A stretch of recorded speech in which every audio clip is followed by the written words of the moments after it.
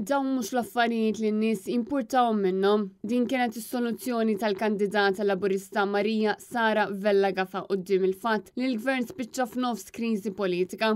Ma nafx kemm inti ċert li dak huwa dak li jinteresshom in-nies. Marija Sara Vella-Gafa użat dan il-programm biex tkompli tirrepeti ir-retorika tal-establishment. Bil-kandidata Laburista saħansitra tinsinwa li l-Partit Nazzjonalista ħassar attività politika minħabba l-protesta li saret mill-Moviment Graffiti, il-UHM, il-Kunsill Studenti Universitarji, il-Kunsill Nazzjonali taż-Żgħażagħ u oħrajn li ġew ittimbrati mill-Labor b'dan il-mod. L-establishment ordnalkom xi tridu tagħmlu, l-establishment minħabba fiha llum ħassartu attività biex morru l-protesta. Fl-istess programm il-kandidata l-elezzjonijiet tal-Parlament Ewropew fissem il-Partit Nazzjonalista Peter Raġus faqa bużieqa oħra tal-Labor dwar is-sigurtà Ewropea, tant illi fakkar li dan huwa punt li kull MP Malti inkluż dawk tal-Partit Laburista qablu fuqu. Aħna naqblu fuq diviża Ewropea.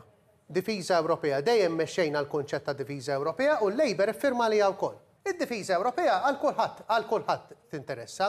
Jiena rrid jekk ikonna problema u Malta, insib l-Ewropej jgħinuni. Marija Borċ għal Net News.